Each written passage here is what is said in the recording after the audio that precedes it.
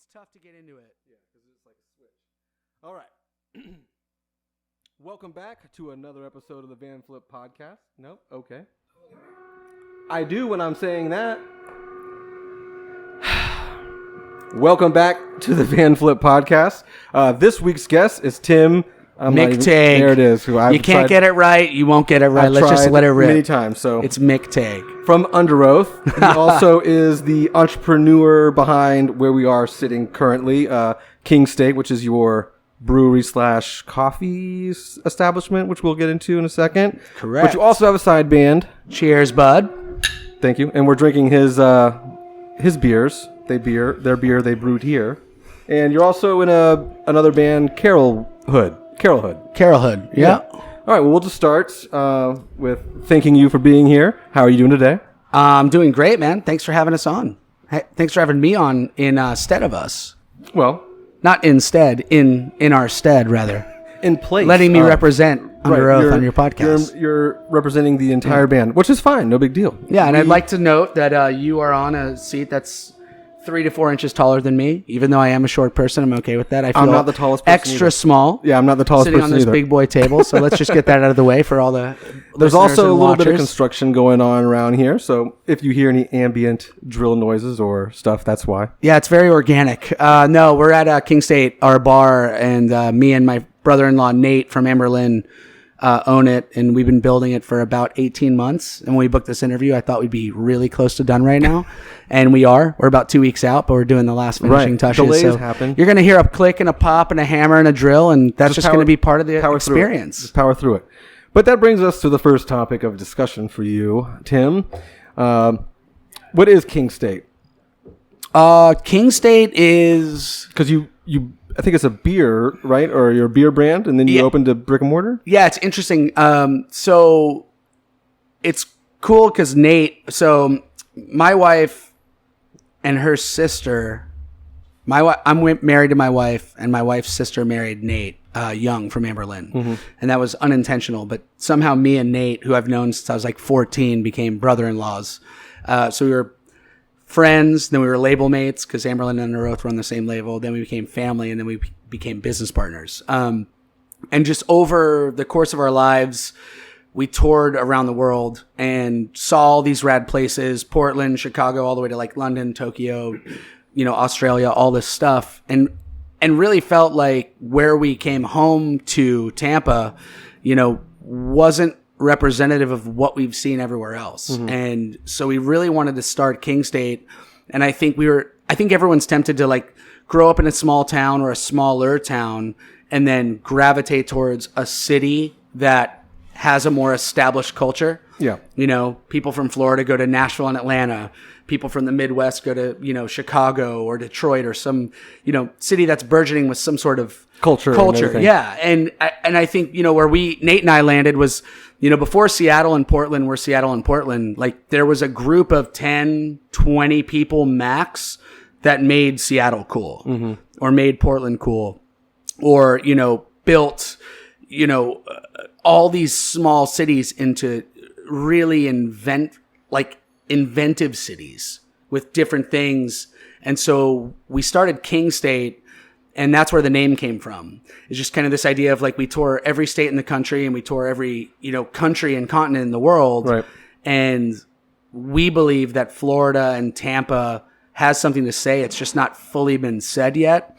And there's a lot of rad restaurants, a lot of rad breweries, a lot of rad bars, and a really cool art scene. And there's a really cool music scene. Yeah. That somehow is still dismantled in a complete sentence, like when you think about... Well, the Florida man thing doesn't do the state any justice. Yeah, I mean, we're the butt of every, Joe Rogan joke or whoever. And I think that's, I would argue rightfully... There's just more crazier stuff happening here because there's a lot more crazier things going on. Yeah, I mean, I'm not advocating that our state is not doing the things that people say we're doing. But I think there are pockets where, Tampa, Miami, Jacksonville, St. Augustine, like there's a lot of cool stuff going on in these pockets, mm-hmm. amidst like kind of the chaos. So we started King State. We just said we want to build a company that kind of roots us here because we're rooted everywhere else for most of our lives touring, and kind of refocus what we've learned kind of back here. And so that's where the idea came up. So we started roasting coffee like 5 years ago. We launched that to market. And then we started going, you know, roasting company grew, bought another roaster. We have a roasting facility down at the skate park of Tampa. Oh, nice. Which is like a really famous skate park, Tony Hawk and all that. The big pro-am there. Exactly. So they have the you know, the am, the pro. And again, like Tampa is facilitating huge things in culture, but I don't think anyone really sits back and goes, "Oh, Tampa is where stuff happens." Yeah, it's a big area because I lived here briefly for a number of years, for like 4 years maybe. But when I moved down, because I had never lived here, nor did I really ever travel to here outside of like Busch Gardens per se. Yeah.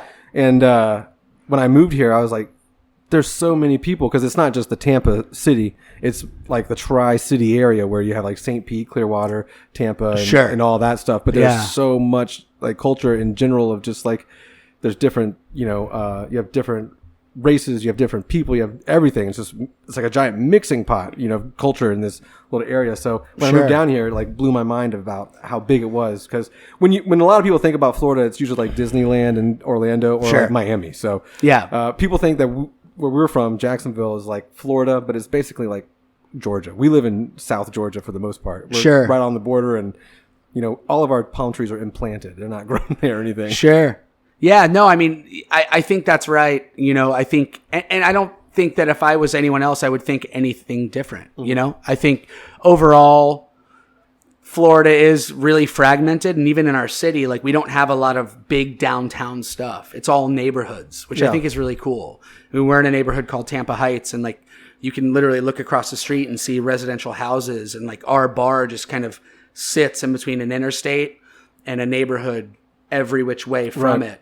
And I think that's the difference. Is like people want to go to like the cool district, and we don't really have districts here. Yeah. So there's a lot of destinations, but when you think about, you know, everything from like Copeland to Anberlin to Cannibal Corpse to Underoath to all this stuff. Oh, I mean, even just in music, like the St. Pete, Lakeland, Tampa area has done a lot, you know, and there's a lot of really cool bands that have come from here. And unlike, you know, a Saddle Creek and a Connor Oberst crew who sits in the Midwest, but it's like everyone associates like the Faint and Connor Oberst and Bright Eyes and all of these different Cursive, all these different things as one hub in the middle of the country. Tampa has the same thing, but I don't think it's viewed that way, and it's really interesting. So the long short of it is King State's named after us, just kind of comedically raising a middle finger to everyone and going, yo, we're out here. I mean, I'll agree with it. It is I've traveled, not as much as you, but I've definitely traveled through most of the states in this country over my time in my life. And I always think that, like, damn, Florida is home. There's nothing like it. People can rag on it all they want, but it's pretty much a destination spot for a lot of people, and there's a reason why. Yeah. And I mean, it's hot as shit in the summer. And like it is right now. Yeah, and we're okay with that, you know, and it's just something that you adjust to, and I think, you know, it's easy to rag on, and I don't get mad when people do. I'm not like a prideful, like, pro-Florida especially person about temperature. By any stretch, yeah. But, I mean, so King State just kind of started as that, and we started roasting coffee. And we had a dream to open a bar, and the building we're sitting in, we actually circled for like 3 years. Oh, yeah? It was for sale, then it was for rent, and then it stayed on the market for like almost 2 years. And I had our real estate agent reach out and I said, I want to buy it, I don't want to rent it. And he's like, you don't get to buy property that isn't for sale. But they were selling it 18, 20 months ago. Before, yeah. He's like, that's not how that works. I'm like, just try it. I'm like, I think we're going to be able to buy it. And literally 3 months later, we bought it. And so we bought this building in the heart of Tampa Heights, and it's right in the middle of everything that isn't happening. You know, everything 2 miles north and south of us is like busting. Yeah. And we just wanted this building because the building looks great. It's in a really cool neighborhood. We're right off the interstate.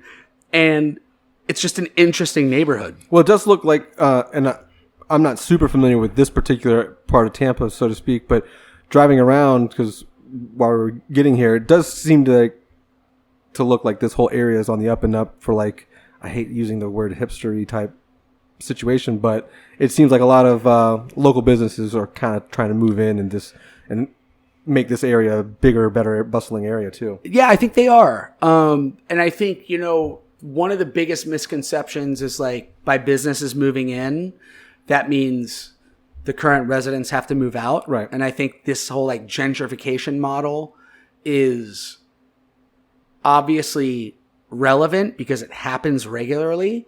But one of our biggest goals was to kind of come into the neighborhood and not, do anything that disrupted the people that just have lived here for 15, 20, 30 years and just more enrich the lives of everyone around here rather than try to come in and then have someone else buy this building and then in a year everyone has to move out and then new people move in. Right. And we've made friends with all of our neighbors. We got Ruben, we got Lovett, we got DJ, we got Shane. And all these dudes are like dudes like Lovett over there in the tan house. He's lived in this neighborhood for 30 years. Wow. And he's just an old school like homie, and he's like lived on Florabraska. This is his street. He's been here, seen a lot of things. Yeah, and we'd be building outside, and we hear like beeps and honks, and we turn around thinking, oh, it's our friends driving by, and everyone's just yelling at Lovett. Yeah. Like he's like the godfather of this street, and he's happy to have us here, and we're happy to, be here. And like, we work with all these guys. He comes over all the time. He'll come over with a big old cup, just like, yo, pour me up. Let me try it out. Yeah. So, I mean, we kind of touched base on, you kind of just did everything as far as like my questions about beer and coffee, but what made you get into the coffee? Because you do make a beer with like both, right? It's infused or something. Don't you have infused coffee into a beer? Yeah. How did you get into the coffee and beer business, and what made you think of like, hey, let's just infuse those two? I think for me and Nate, like Nate really got into coffee about 1.5 years, 2 years before I did, and like really into it, like the whole chemistry, extraction, dosing, all of that. At that point, coffee to me was just put enough sugar in it to make it not taste like crap roll. Right. And then I started developing a palate, and then there was this whole, single origin movement, and then the third wave and pour overs and the stuff that's almost like considered hipster or just millennial now. Was kind of new and interesting, and and then everyone exploited and bastardized it.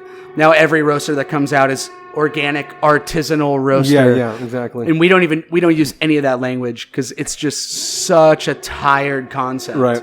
But, kind of realizing that coffee and wine were almost symbiotic in the sense of like there's notes, there's ways to taste things, and that every single region, whether it's a grape or a cherry seed, which becomes a coffee bean, whenever that's grown, everything from elevation to temperature to moisture affects that. Yeah. And so it was really interesting to understand like coffee isn't just this thing you get at a gas station to make the next drive when you're on tour. Yeah. And so we really just got into coffee and started nerding out on that.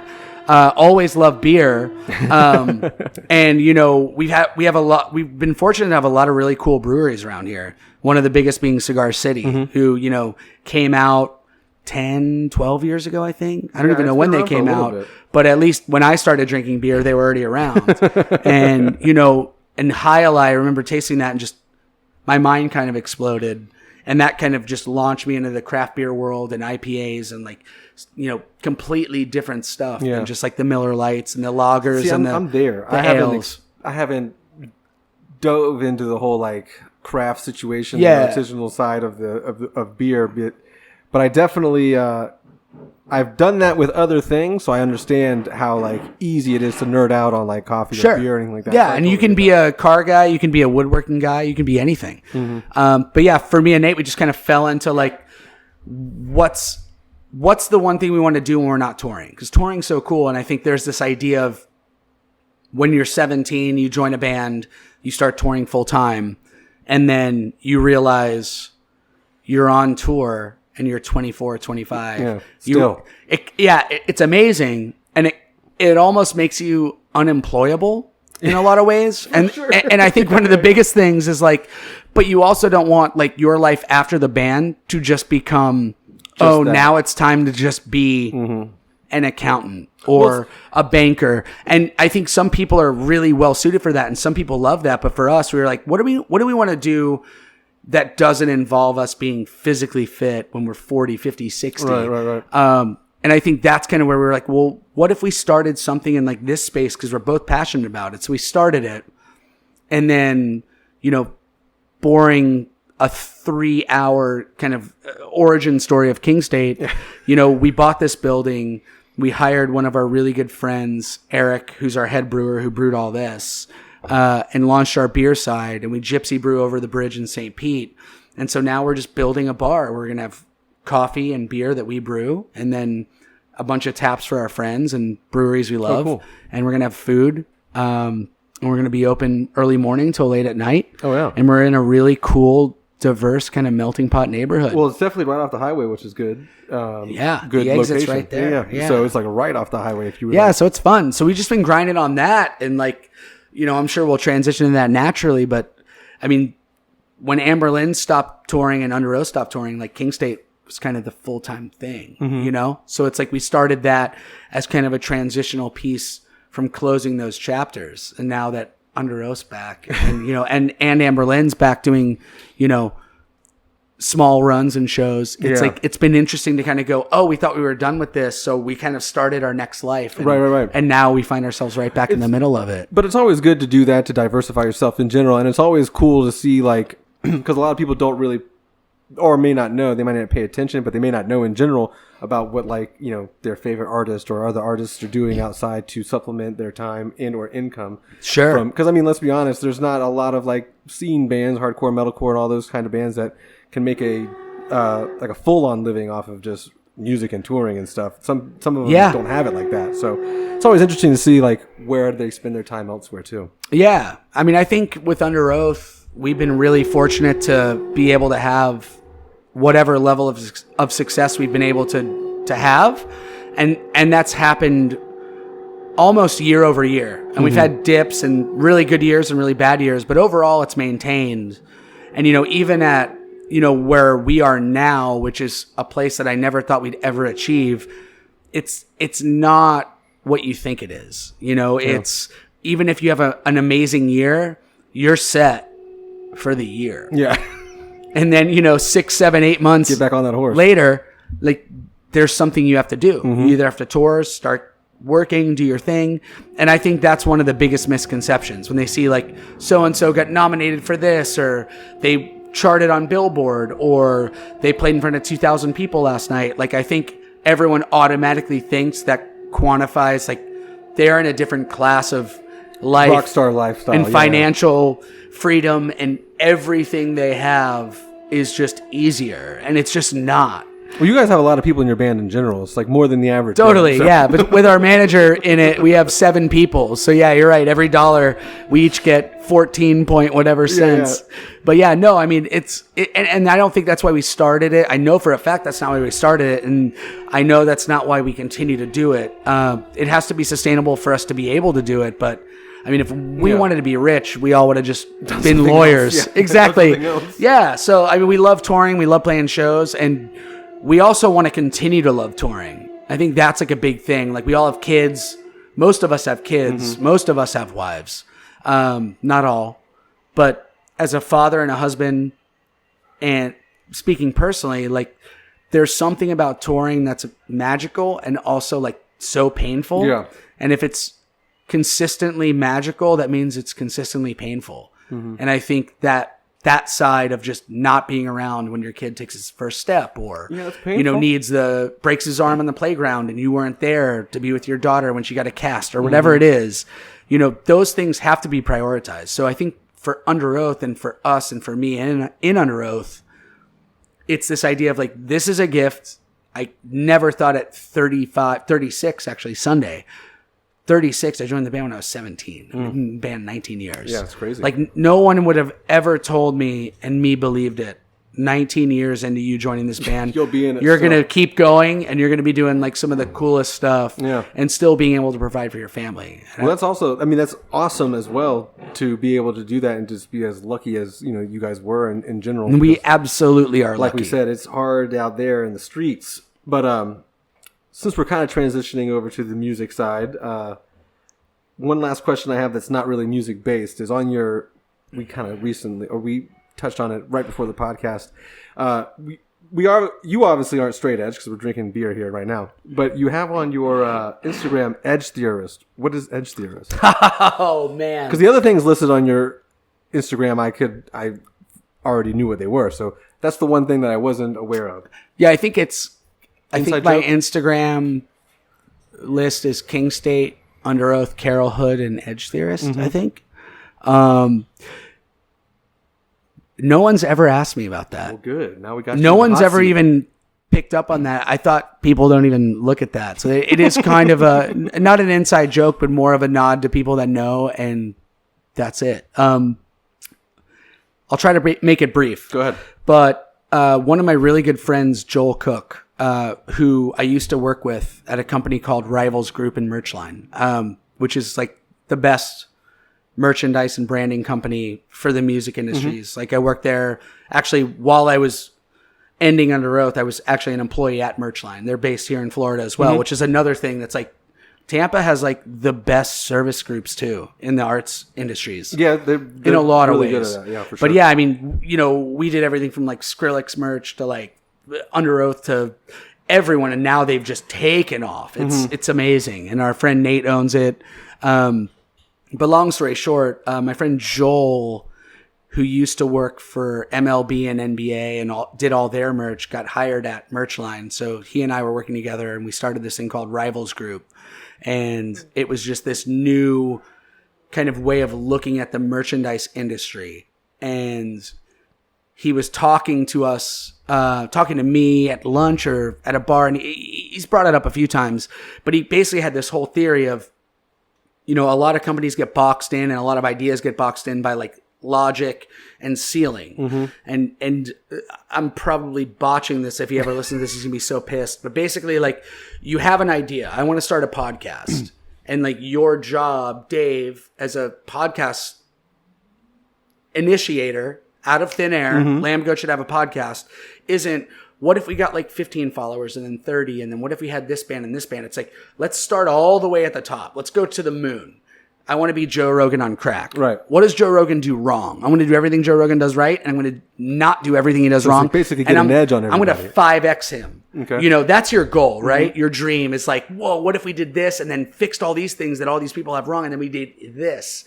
And then you kind of keep coming back from that top kind of like stratospheric ceiling and just go, okay, when does this become attainable? Right. And I actually heard a podcast with one of the guys who started Airbnb, and that was a similar thing. Okay. He said, what does a 10-star experience look like, even though they're only maxed out at 5 stars? Right.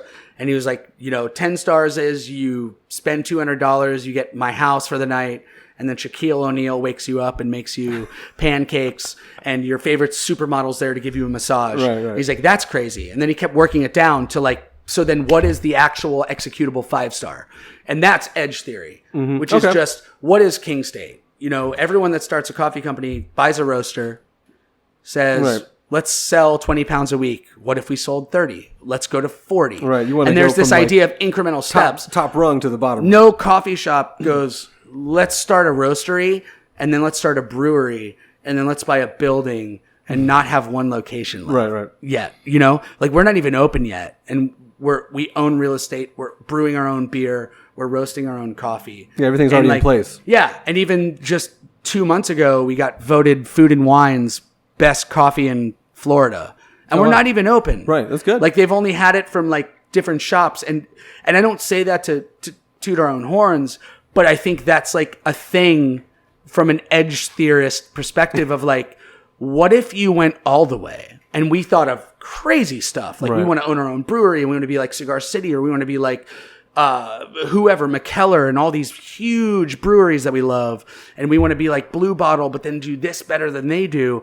And that's like the edge theory. And then you zoom it back down to like, but what can we do right now that's still beyond impactful and way past what a normal step-by-step process would be? And that's where we're at. Okay. So you buy the building, you take the risk, you're okay with the consequences, whether they work out or they don't, and you go, and that's how big shit happens. That's exactly how. You have to jump. So edge theory is just that idea, and my friend Joel, who then, as an quote-unquote fellow edge theorist, quit merch line, quit Rivals, and started a new branding agency called Tension Division with our friend Brandon Reich.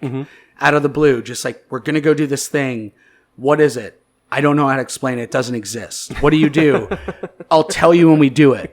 And Underoath was their first client. Was that the one for the, they did the marketing for your album? Correct. Okay, yeah. Yeah, and then they went on to do Smashing Pumpkins. They worked with Trent Reznor on some stuff.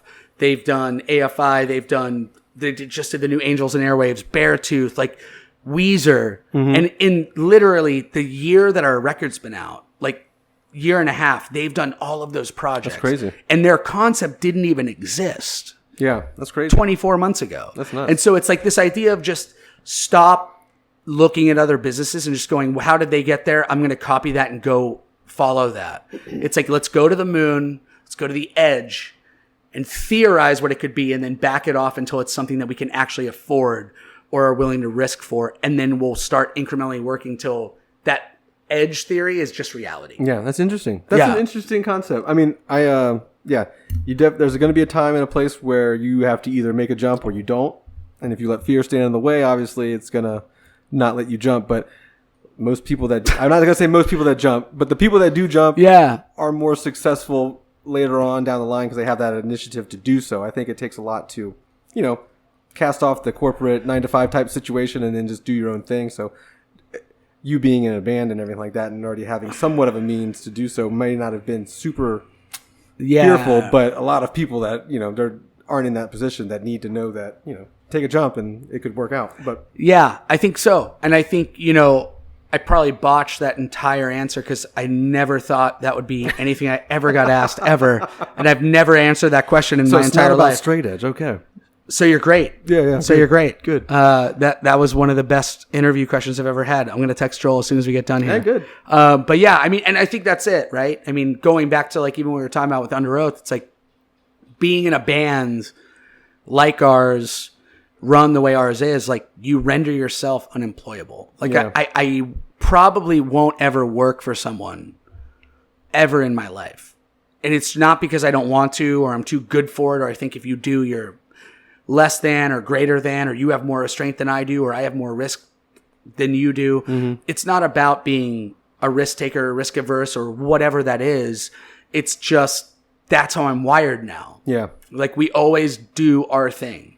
We've always been able to kind of like figure out what we want to do as a unit and have had a team behind us to allow us to tell us when we're insane and reel us back, but also allow us to dream big and go for it. And somehow it keeps working out. Yeah. And at a certain point, I think you're lucky on your first big hit or big go around or big year. But when that can continue to happen over 10, 15, 20 years, like the luck idea starts running out and the logic idea starts coming into play way more. Yeah, you have to have both. You have to have a little bit of both for sure. And that's what I tell everyone. I think Underoath, when they're like, my son wants to be like you guys and he's 13 and he plays guitar. Like, any advice? It's there. I don't have any. Yeah. You have to do what you love because we never thought we'd be anywhere. And the second we got somewhere, pure luck. Yeah. Like we wrote a record. We thought it was special. We were getting goosebumps in the studio when we wrote Chasing Safety. And I think every band does. Right. Because you wrote it. And you it's don't like your own blaring stuff. at you through your speakers. And you think, every artist thinks what they're doing is so unique and inventive, or they wouldn't be doing it. Well, and also everyone in that room, so to speak, technically is going to not have to like it, but they're more prone to like it because they're all working with you on this project and stuff. So. And then you get like demoitis and you get like tunnel vision. And it's kind of that parenting thing of like, oh, my kid's the best kid ever. And then everyone outside's like, yo, your kid sucks, dog. Yeah. And you gotta have some no men around you. It's that, exactly. And so you can yes man yourself into believing everything. But I think one thing that I will say is I think even when you're wrong and it's god awful, every artist believes when they're writing their new record, when they say, I think it's done and it's ready to ship, it's the best they can do. Yeah. And I think they think it matters. Some records come out and it's like, this is garbage. And this band sucks. And it does not matter. You know?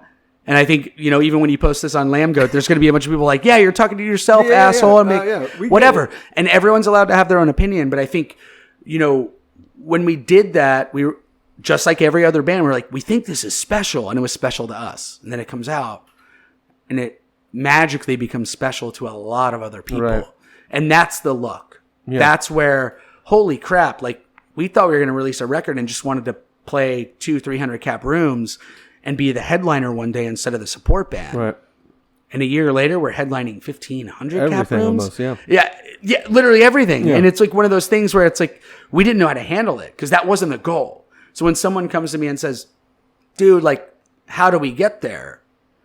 It's like, we don't even know how we got here. Yeah, and once we got there, I think that's when the thought and the awareness of just being okay with the fact that this is temporary and being okay with working hard at maximizing it while you're here kind of comes in. Yeah. And I think like, that band had a great summer and then no one ever talked about them. That happens a lot. Yeah. There's people that pop Every on the summer. radio. Yeah. They have the biggest song ever. This little Nas X or whatever country rapper. He's popping. He could easily be gone next year 100%. or he could continue to be the next Post Malone based on someone or a lot of people in his team going, we have this opportunity, we hit dumb luck, but now we can actually like kind of steer our destiny because we have a little bit of power. Yeah, as long or as a little bit of like the following and everything. Correct. So I think that's where I go as far as totally backing what you said. Every band is lucky to get there. And I think any band who's lasted more than 10 years is absolutely like not lucky to still be there. Mm-hmm. And I think that's where luck and like work ethic and prowess and creativity and being able to continue to write things that are relevant change. And it's almost like a crossfade in Pro Tools where it started and this was given to you and you're hustling over here and you saw that kind of bleed out. And just clicks one day. Yeah. And I think that's the biggest thing is like, yeah, we were lucky. Like we had better luck than a lot of people I know. And we also work way harder than most people I know right now. There's also a lot of that in the background. Like, it's just one of those things where you got to put the time in to you have to be okay with admitting that you got here by chance, which allows you to be okay with admitting like, but you stayed here because you busted your ass for it. Yeah. And it's just it's a blended thing and it's never one or the other. Yeah. It's always a blend. Well, that kind of segues us off of the Cigar City, off of King State. King Street, Tim McToong. Yeah, Tim McToong. That's the new one. Has one beer. Well, it's powerful, right? It's one beer. There's two of these, I guess, right? I had like an 8-ounce Coke can of them. But so let's transition over to like the music side and Underoath and everything like that. Because there was some other things that I did some research on with you recently. You did some like YouTube, like play the riffs for play Underoath riffs. Oh yeah, with AP. Yeah. And so that kind of got me curious about like your musical background because I'm not a guitar whiz by any means, but you kind of, I don't want to say it wrong, but music theory isn't like your forte for the most part, right? Like, oh no, you could say it right. Okay. I don't know anything about music. Well, yeah. So how'd you get into music and how'd you decide to pick up the guitar? And did you never, when you say you don't have a music theory, like what exactly is that? Like, because you know how to play the guitar, but you just can't tell anyone how else to play the guitar, or no, I don't think I actually know how to play the guitar. Honestly, do you know like I don't even want to. I'm not even super well versed. Ask me anything. So, like chords and everything like that. You know chords? Yep, almost. Almost. So I mean, how does it work for you? Like in standard, I can play like an A and an A minor. Okay. So there's hope for me. But I know, I know notes. Okay. Like fret 1 through 11 are different notes, and then 12 it starts over in an octave. So it's like self-taught for the most part, or yeah, 100%. Yeah. Yeah. So when like no theory, I don't know. Like if you said, "Yo, we're playing an A minor," I don't know what that means. Mm-hmm. Okay. We're gonna do a 1-5-3 progression, and we're gonna switch to 4-3-2 or whatever. Like there's a number system that I don't know. And there's keys that I don't know. Right. So like time signatures and all that. I know time signatures really well. Okay. I think. But then everyone tells me I don't. But then when they tell it to me back, I'm like, no, that's exactly what I said. I just said it a different way. Right. Yeah. Okay. Yeah. Interesting. Because I don't. I mean, we probably have the same. No, like I'll theory. say like, something's in 7, 8, which you know what that is, right? Yeah, the time signature. Yeah, so 1, 2, 3, 4, 5, 6, 7, 1. And then they'll go, no, that's actually 14, 16. I'll be like, why? Because the way the riff starts, it doesn't resolve until the second measure or the second bar or whatever the crap. And I'm like, so it's 2 bars. Dog, if you can count to 7 as many times as you want and start it over, then it's in 7 to me. Yeah, it could be in 7/8. 21 freaking 38 for all I care. Yeah. But it's 7. Interesting. Is that 3/4? No, it's 6/8. Why? Who cares? I don't know the difference. You don't know the If specifics you can count of to 3 and keep time, that's in 3, and I know it's wrong, or maybe I'm right. So in that like theoretical mind, like the theory and the logic behind music and where you can go and where you can't go, I have zero clue. That could be a good thing or a Like bad I thing. could not, like I probably couldn't fill in for many bands without like a good 3 or 4 days of practice. Doing the And if songs. they sent me tabs, I'd just delete them and just play it by ear because I don't know what those tabs So are. are you better by ear then? Like if like you can hear 100%. I write everything by ear. So you hear like chords, you may not know what they are, but you know like, oh, I can play that doing this on my guitar. Yeah, like if Aaron or Spencer send me like a song and they're like, yo, I have this demo and it's like rhythms, like play stuff on it. Or I need a bridge. I could pull that into Pro Tools and like draw stuff in and like hear it. And like once I find like 1 or 2 notes, I'm like, oh, it's this box. Okay. And then like our stage manager and front of house guy, JJ, is like brilliant. Like he knows like I think it's called Nashville scale and like jazz scales. And he's like, oh, you're doing the suspended whatever, this and the other. Suspended 7. And he's like, I'm like, what? I don't know what that is. But he's like, you're doing it all right. And I'm like, I know. That's how I've been doing it for 19 years. It sounds right? He's like, it sounds right. Yeah, you're doing it right. How did you get there? And I'm like, I just moved my hand until it felt right. Yeah. And then once I get to this spot, I know that I can move around to here around and here that. and here. Yeah. So I have my own boxes and I have my own theory. So it's not like I just wing it and I'm like, I'm not claiming to be like a weird like Ray Charles Virtuoso genius. guy. Yeah, I can't see anything, but somehow my fingers just hit the right notes. I think it's the opposite of just, again, I worked really, really hard at something I wasn't naturally gifted at, nor had the financial means or the mental patience to learn. And now I'm just pretty good at something that people that know a lot more than me go, why are you that good? Right. And I'm just like, I didn't know I was that good. I'm just writing music because it's different for us because nobody in Underoath knows any type of theory except for Aaron. Really? Yes. I would think Chris knows 'cause he Aaron plays the is piano. the only naturally talented musician in Underoath. Is he trained in any way? No. Okay. Fully self-taught. Wow. But fully dove in. Like he started playing music when he was like 10, 11 years old. Interesting. I didn't even get my first guitar till I was 15. And then like 2 years later, dude, you're in the band. Like literally Grant, no theory. James, no theory. Chris, no theory. Wow, that's crazy. Spencer, no theory. Like self-taught everything. And like we're just average.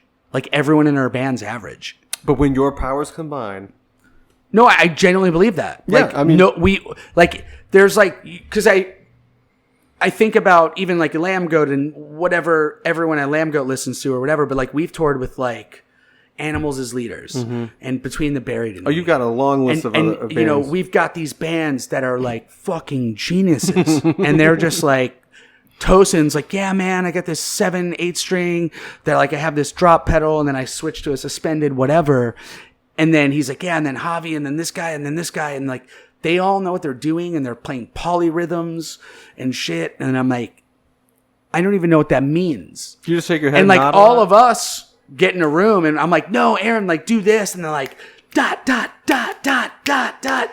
And then someone will come in and like, dude, why are you doing that 7/8 polyrhythm? That sounds sick. And I'm like, don't even know what that is. Sounds cool in my head, but it's bro. like, it's this idea of like, we don't know what we're doing. And if we do something that sounds super technical and super cool, fully on accident. Like, that's not like we're some weird protege, and it's not like we're idiots. It's just the truth. Yeah, we work really hard at waiting until it sounds right in our brains. And then someone goes, dude, that polyrhythm over the 4, over the 7, revolving around this, whatever that means. They're like, that is really, really inventive. And I'm just like, I don't know what that is. Or whatever it could be. And that's a made up story. You know? It's crazy because I don't know if that was like super public knowledge prior to that video, because if it was, and I just didn't pay attention to it. But when I heard that, that really blew me away, just because, you know, hearing you guys over the years, it just seems so different in general. And so when I heard that, I wondered, does that affect obviously now it affects your style and like the band's overall sound too, I'm assuming, because it's just so unique in a way that you're like the timing and the progressions you guys have and stuff like that. The Underoath sound, you know, it's very noticeable throughout the genre, you know? Cool. Yeah, I mean, is it ever a hindrance? Like, is it ever I wouldn't know. I would argue it's like seeing, like, I was watching I think I was on Instagram or online somewhere, and I saw this blind dude skateboarding. Yeah, I think I've seen that video. And like this dude was like doing like, you know, pop shove-its and like kickflip to stalls on like curbs with like a seeing stick. Yeah, I did see that. And That's crazy. It's kind of that vibe of like, well, could you have done a double kickflip if you could see? It's like, I don't know. Like, I can't. I'm only using the abilities that I have. And I obviously that's not a one-to-one thing, because I could actually learn more. And it's like, yeah, of course, if a guy that can't see can do that, what if he could see?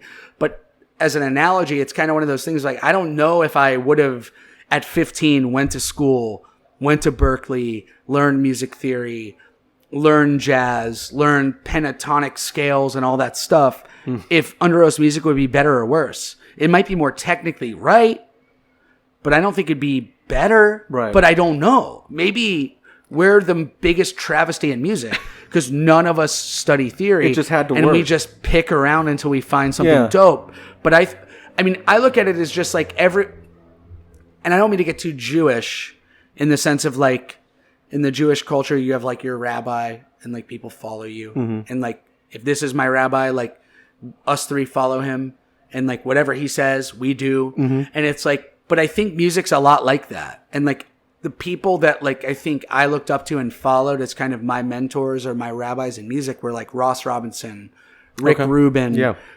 These people that cared more about how the thing coming out of the speakers with the air felt than going, was it played on time and was it in key? And like At the Drive-In, Glassjaw, all these bands, and like dudes from At the Drive-In and Glassjaw are ripper players. They probably listen to this podcast and go, you are not anything like me, you asshole. You're just a fucking clown. Hey, well, if Glassjaw and I'm wants to okay get with on, that. they can. But I think listening to their records and how they're produced, and you know, looking at Ross Robinson, looking at Rick Rubin, going, dude, I don't care about replaced drums. I don't care about hyper mastered heavy shit. I care about when I blast this in my car, does it make me cry or do I give a shit? Yeah. And like, that's all I care about in music is like, does it move you or does it not? Yeah. And like, that's all that matters to me. And like, it could sound like crap. I could be playing a wrong key and someone can go, that's not allowed in music. And I'm like, it is now, because that makes me go, wow, that's it. Right? So it's like, I've always been a little afraid of learning too much to where I lose that. Yeah. I would assume so. You know, it seems like it works really well, you know? It might, you know, and a lot of you guys, I should say, not in general. But I think so. I think it works for a lot of people. I think like a lot of people that, you know, get into new fields that have been dominated by a certain way of thinking. It's like, even if it's not better, it's just different and fresh. And I think people don't want the same.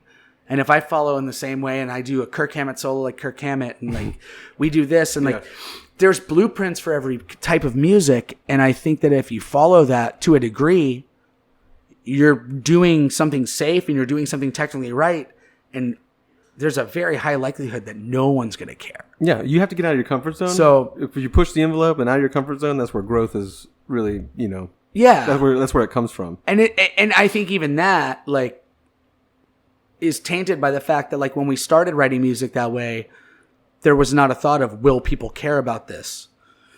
Mm-hmm. Will they buy the next record? Will they come to the next Kansas City show or LA show? Because we weren't anyone. Like, this is like the raw DNA of how Underoath's been.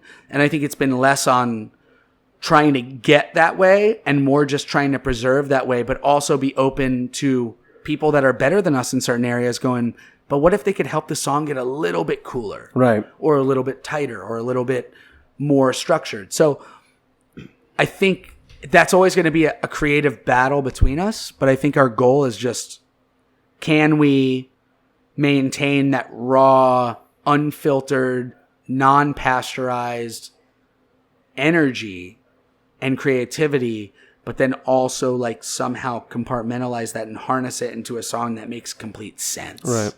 And I think some of our old songs don't make sense. Well, we can get all into that.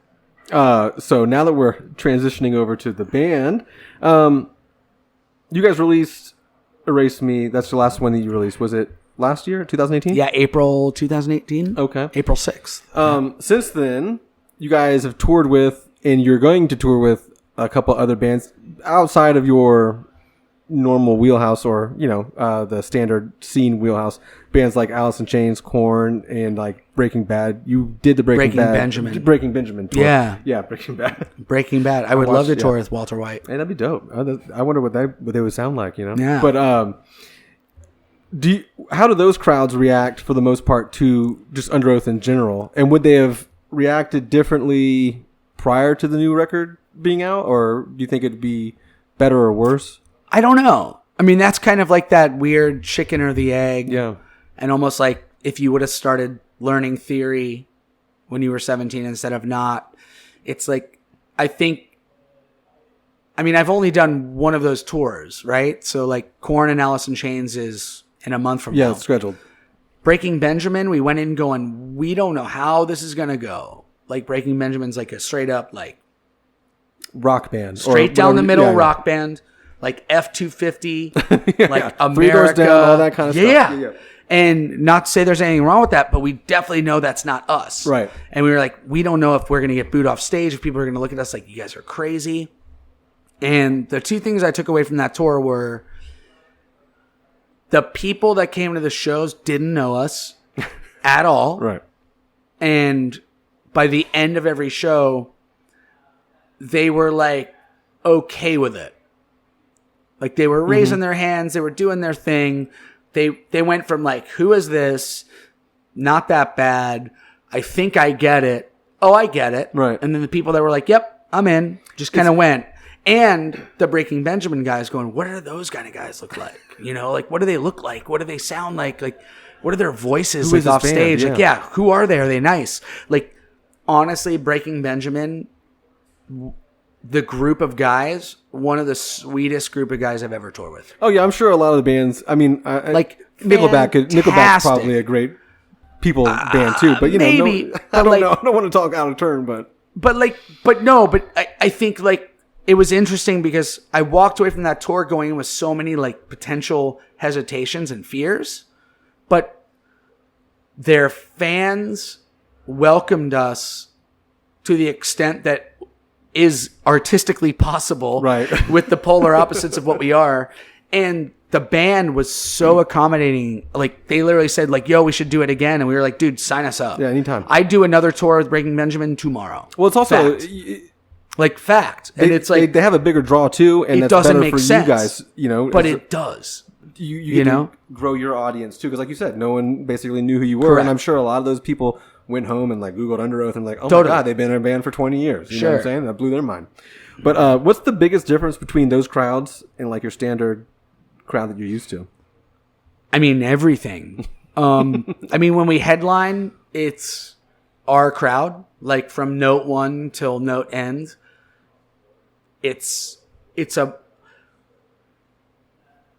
it feels like you're with a family member that you've known for a long time versus like just bumping into someone at a bar and going, are you cool? And then an hour after, like 3 drinks, going, wow, that person's rad. Cool. I'll get your number. We'll meet again soon. It's kind of like we've been touring and headlining for so long. It's like when we do a show in LA or Atlanta or Dallas or anywhere, it's like chances are everyone in here has at least seen us once, and we're kind of past that awkward first date phase, and we all know what to expect. They're excited because they know what they're going to get from us.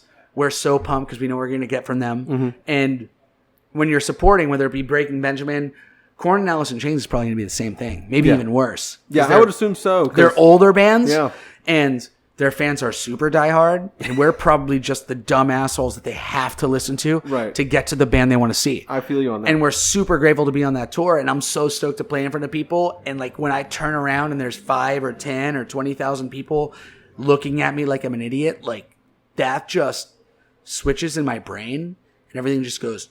Yeah. And it's just like me and Aaron will look at each other like, screw Fuck it. Yeah. Let's just freaking rip. Yeah. Like, let's leave everything out here and just, if no one gets it, who cares? Yeah. Well, you guys like, put on a we're good show. freaking here. Yeah. Like, we are on this stage in front of all these people, and it doesn't matter what anyone's doing out there.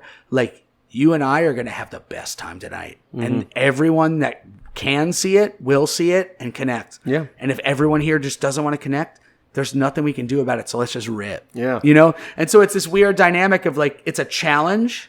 It's enjoyable. And it's kind of in between. The only time it becomes unenjoyable is when you walk out going, why didn't they sing with me? Right. You know, I raised my hand and no one did. It's like, well, dude, no one here knows us. Yeah, exactly. You know? And it's like, you know, we'll go and Spencer will be like, what's up? And I'll be like, yeah. And everyone will be like, and I'll be where's all right. Korn? Yeah. And it's like, you can't get mad at that. Yeah. You just go, cool. Like, you could give a shit about us. Yeah, it is what it is. But we're still going to go 110 in the paint right now. Yeah, you might like it. You know what I mean? So, let's keep going with the new record, Erase Me. Recently, we had Mark of Veil of Maya on, and he said that, because they went on tour with you guys. Yep. And one of the things that he mentioned was, because I think we brought up how your fans took the new record, like how they interacted with it live. Yep. Like for those shows. And he kind of claimed that a lot of the older Underoath fans were more of like, they wanted the nostalgic kind of Underoath situation, to where like you guys hadn't been around for a couple years and this is your first album back. And when he said that, it really made me think, because I too was like, I wanted the nostalgic Underoath when you guys would come back. And the first single you released was borderline like that, but the entire album was different, obviously. Sure. So my question to you is, wait, hold on. It's the first time you guys use pre-production too for your recording process. Sure. How much did that affect the outcome of the album as opposed to the ones that you've done without pre-production? It affected it a lot. Have an effect on that? Yeah, I think what's interesting to me is like the pre-production aspect of the record resulted in the cooler songs. Mm-hmm. Like On My Teeth, the song we led with as the lead single. No Frame, which is like a weird, like abstract, like 9 Inch Nails Radioheady song. We wrote I Gave Up, the record ender, which is like a piano-y song that gets really heavy at the end. Like, there were so many songs that were written in the studio because we had pre-production. And it's funny because I guess the easiest way to say it honestly is I understand every single diehard fan's problem with our new record. I get it. Mm-hmm. Like, I love The National. I love Radiohead. I love Jay-Z. I love everyone. I love whatever. Tyler, the Creator. Mm-hmm. He just dropped Igor. Yeah. It's like not rapping on it at all. Mm-hmm. Everyone's like, what the fuck, Tyler? Like, you know, I get that. Like, I don't like you because I think that you're a genius and I want to go down any acid trip journey you decide to take me on. I like your band because you wrote 3 records that sound like your band, and that's why I buy your records. And I want what I paid for, or what I signed up for, which is Underoath sounds like this. Right. And it's a box. And I want that box to be intact when I press play on your new fucking song. Don't mess with my emotions. Right. You know? So I get that. The flip side is, like, that's never going to happen. Yeah. And with this band, it's never going to happen. On top of the fact that, like, when we started writing this record, everyone was doing so many different things. Like, Spencer was doing Sleepwave. Aaron was doing, like, his country, like, stuff. And then kind of was doing Paramore. And me and Nate and Reed were doing Carrollhood. And Chris was doing scoring. And nobody was thinking about Underoath for 3 years. So when we came back, it's like, what do you want to write? It's like, oh, I have this song and it sounds like your other band. Right. I have this song. It sounds like your other band. I have this song. It sounds like my band. That's not Underoath. You know? So it's like, we had to figure out a way to fuse and bridge those gaps. And what's interesting is I feel like a lot of people heard, like, the singles, you know, Wake Me or Rapture, and they're like, dude, like, pre-production, like, new label, like, they're pussies, they sold out. Dude, those songs were written before we went in the studio. Oh, wow. Those came in with us. So not everything the was songs in the studio. that everyone's like, why aren't they like their old shit, like this shit, like No Frame and, you know, On My Teeth? We wrote that in the studio. That's crazy. That's the freshest shit we have. Like, that's the freshest shit we have. That's interesting. So it's like, it's interesting because, like, Rapture and Wake Me, and I Hate It. Rapture and Wake Me were like demos that Spencer had from a project that he was going to do, not in Underoath.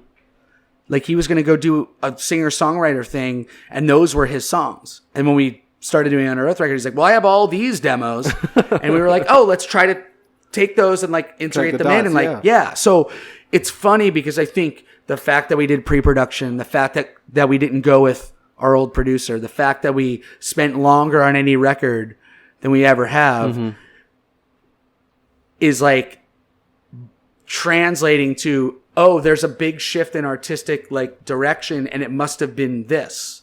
When in reality, they're like, yeah, I hate the, you know, like the diehard Underoath fans. Right. You know, they hate hardcore, they hate rock, they hate everything. They just want this, like, 10% laser level vision of what they think we are.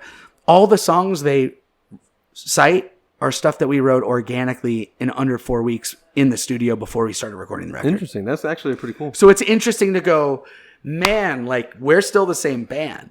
We just had 3 years of other material that we were writing for other stuff. And you're growing as a person. And we're growing as people. Yeah. And that's not to say those songs are bad. That's not to say they're great. That's not to say that they're the best or the worst. It's just, that's a true biopsy. If you want to have a look under the hood and, like, surgically cut Underoath open, like, all of our singles that we have right now that people are like, oh man, why is it so this?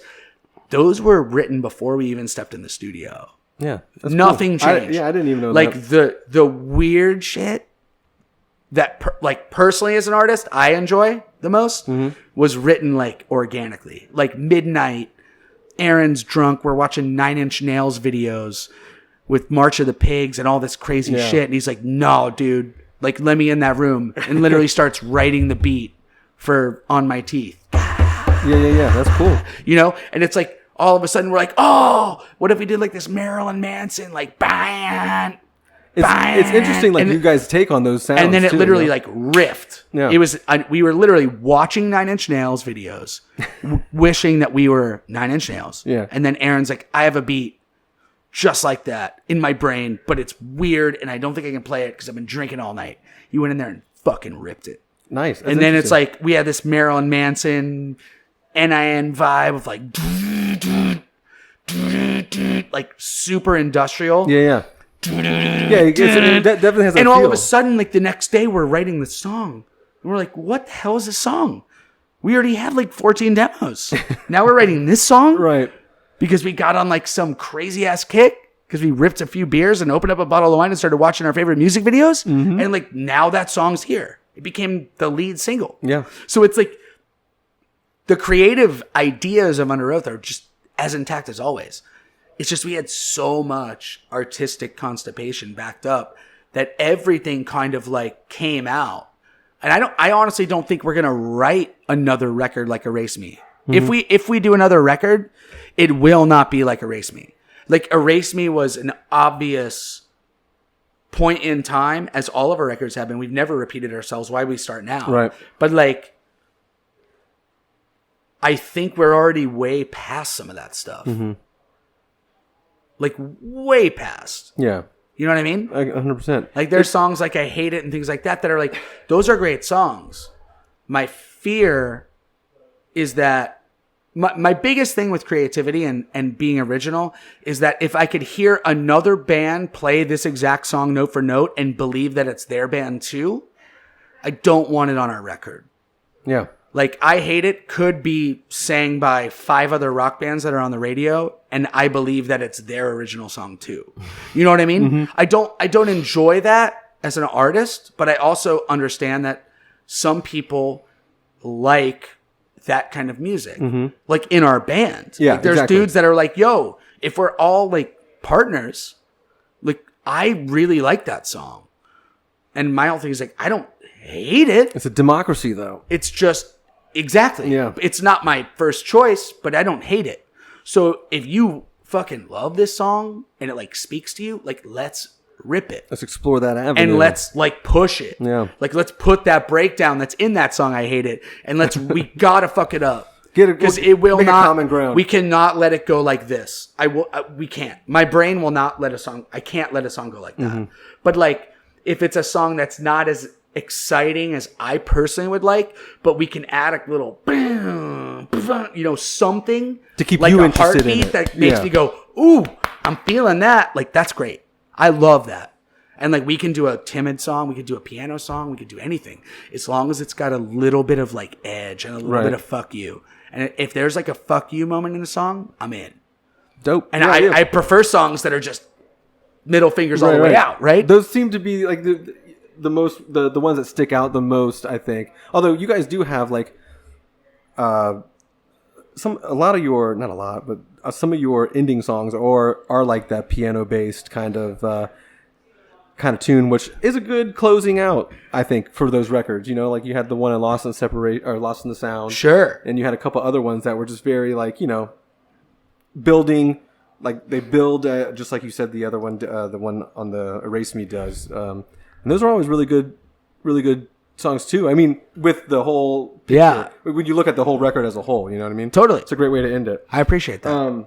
Given Underoath, I'm going to try to rip through these questions because we're running along. But yeah, that's I my fault. Run in a second. I don't mean to cut you off, but given Underoath's history with Tooth and Nail and Solid State, why was Erase Me released through Fearless? Was it like contracts being filled, or was it just I hate to say like lack of Christianity in the band? But obviously, you guys, some of you steered away from that. Growing. So I just didn't know if that had anything to play with it or... No, I mean, it wasn't a faith thing at all. I mean, Tooth and Nail's never really been a faith-based label. I mean, they're a Christian label in the sense that all their bands are Christian, but it's never like a thing of like, if you sign a Tooth and Nail, you have to believe this and we think this way and do you pray? It's not like that. For us, it was just simple it was as simple as like Tooth and Nail's been with us through our whole career. Our contracts are filled. Like, we're done with them. We're done with everyone.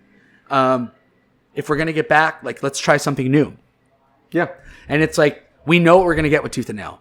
They always deliver to the caliber in which they deliver.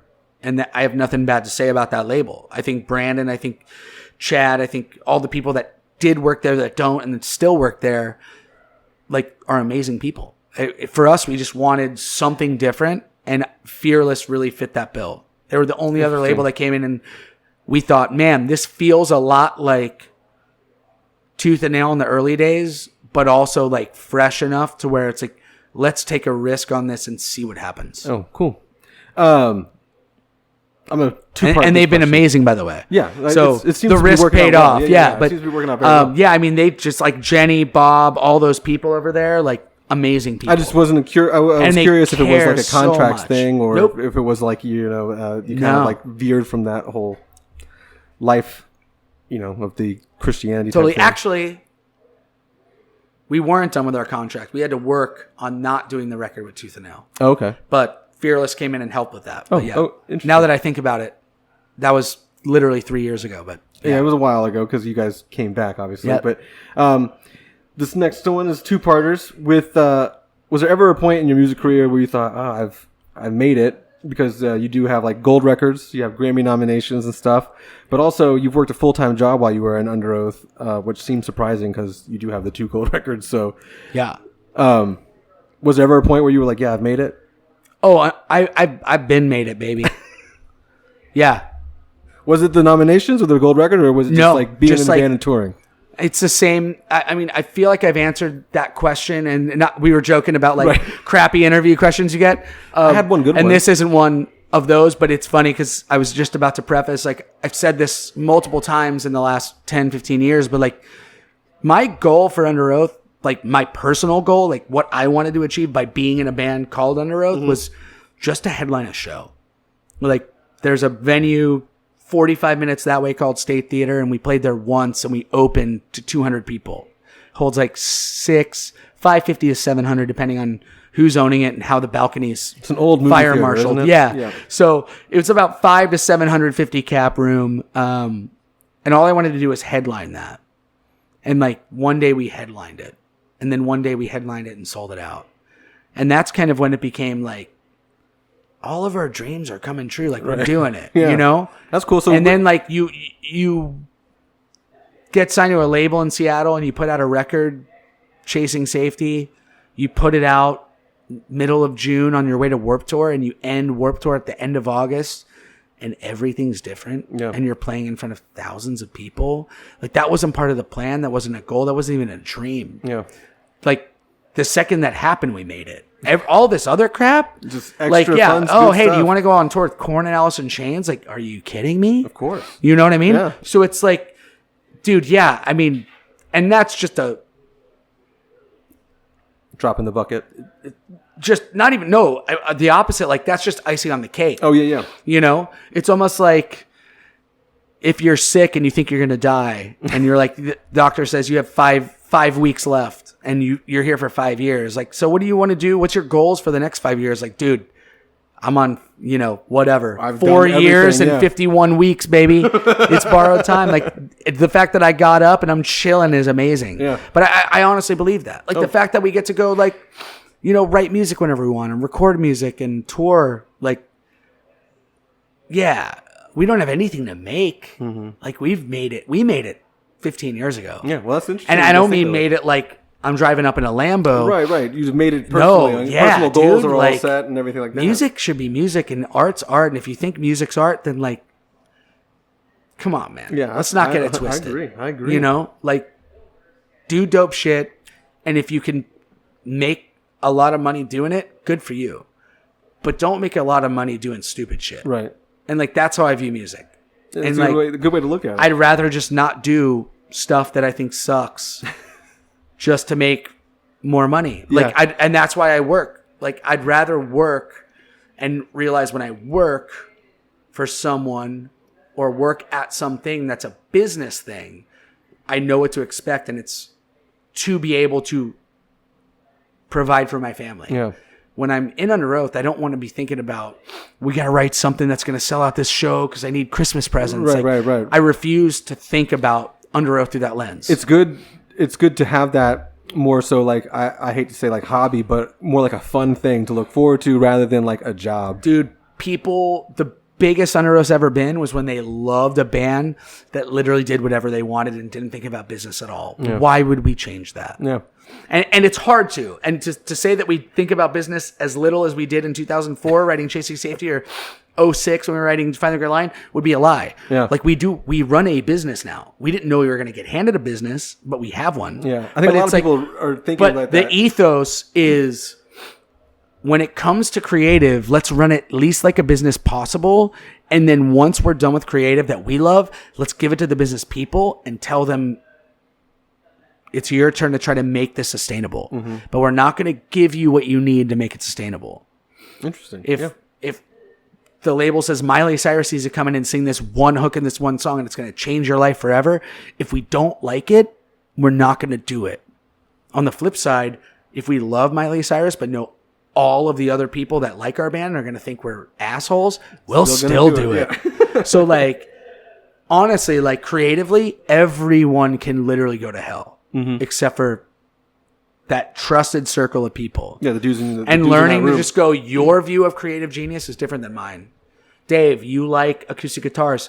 I hate acoustic guitars. Feel you on Let's do an acoustic guitar song, but let me jack it up enough to where I can sleep at night. Yeah. And then it'll be on our record. Right. That's how it should go. And that's how Erasing was made. Is like, there's not one brick wall of DNA that you have to go through. It's everyone throw everything they want at it. And even if it's not dope to one person or 2 or 3 people, let's make it dope. And make it as dope as we can, and also honor the fact that this dude and this guy over here are freaking on this shit. And this is their band too. Right. And that's okay. And if you as a fan don't like it, if you as a label don't like it, if you as a streamer don't like it, you don't have to like it. And we're not trying to convince you. And we're also not trying to get shit on for it either. Right. We're just doing what we want to do. And if you don't like our band, you don't have to listen to it, and you don't have to come to a show. There's a bunch of other stuff. And if to you listen do to. like our band, please come to a show, and maybe you'll like a song that you didn't think you liked on the record, because when you see it live, it's different. Yeah. And it's all that chaos that we live in as artists is really exciting to me. Yeah. Well, it's also And like it's like E-Tid gets the same shit. Like Keith started singing a lot, and like there's all these bands that keep doing rad stuff. And everyone's like, fuck that. It's not like the old whatever. again, it's the nostalgic And it's like, thing. dog, Yeah. this new stuff is so much better than everything that you think is like the bar for this band. And you're stuck with beer goggles on. Like, let it ride and just let this band grow. Yeah. And they might grow out of you, or you might grow out of them. Yeah. And that's just okay. Well, I mean, with your band specifically, I definitely have like. I remember when Chasing Safety came out in like 2004 or whatever. It was right before Hellfest, and I remember this thought because I was a fan of you guys then with the Changing of the Times. I remember when that record came out, I was like, I don't know how the crowd will take you guys at Hellfest, because like, you know, it was the big chorusy parts with the Drowning in My Sleep, and it was like a different sound Playing in front of like Norma Jean and Converge on like Right. Bless the Martyr Cycle Right. and all that stuff. So here we are. We're at the Rexplex or whatever in 2004, and to this day, there's when that line, the Drowning in My Sleep line came on, I was way in the back, just standing on. It was like the soccer fields. I don't know if you remember that. Yep. Indoor soccer fields. No, I do. There was 2 indoor soccer fields. And I remember like I was in the middle, standing on one of these little things that separated the soccer fields, and at that moment, everyone sang that part. Like everyone sang the Drowning in My Sleep part for that song, and I remember thinking like, holy shit, everyone is on board. And then it just stuck in my head as one of those moments where, not that I was worried for you guys or anything like that, but I was just like, I wonder how the crowd will react to all that. Yeah. And they just took it in with open arms. So that was actually pretty cool.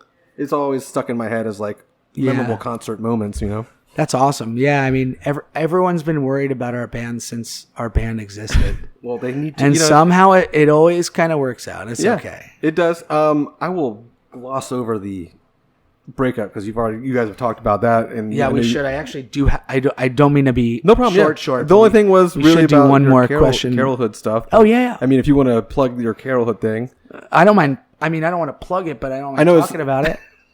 well, it's I got nothing it's to plug, Nate from baby. Anberlin, and then you have Reed from Say Anything. Yeah. And then what do you do normally in the band? Because I know they're both drummers in their respective bands that they were in, but do you play guitar or? Yeah. So Reed's the keyboard player. So everyone writes songs. Okay.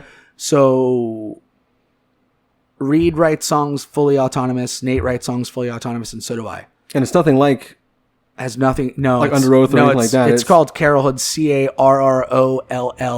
CarrollHood. is that like a Carrollwood. yeah? Yes. Okay, just making sure. Yeah, where we all live. Yeah. Funny. Which started out as a joke because we never thought we'd do anything, and then when we did it, we still called it that. It's just nobody can say it right, and it doesn't make any sense. But that band is more like you kind of said like the Faint and the National shit. No, it's like more electronic. Like it's like electronic indie stuff. synthwave indie, yeah. Yeah. And like my role, we all sing. All 3 of us sing all the time. Self-titled, the last record we put out, I sang a lot more. But yeah, I play guitar. We have no bass player. We do all synth bass. Okay.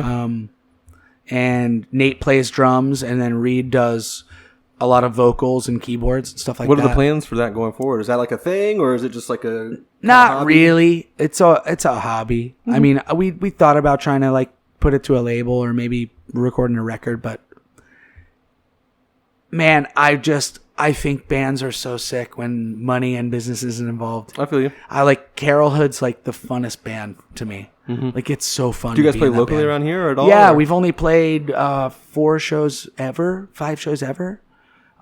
in like 6 years. Oh wow! And they're always like hometown shows, or like we did one 3 weekend or 3-day weekend run with Acceptance, which is Christian from Anberlin. So it was like all of our homies. Nice. But yeah, like we just want that thing to be fun. Carrollhood's a party all the time, and it's like when it's again creative time, it's serious. Yeah. Like we listen back to our songs, we're like, yo, we think these songs are sick. Like we know some people are gonna be like lame or stupid. You're fucking. Well, it's idiot. totally different than what you're. But like, doing. dude, like our goal artistically is to do the dopest shit. Yeah. And sometimes we listen back like loud, we're like, this is the dopest shit, and no one's gonna get it, and we're totally fine with it.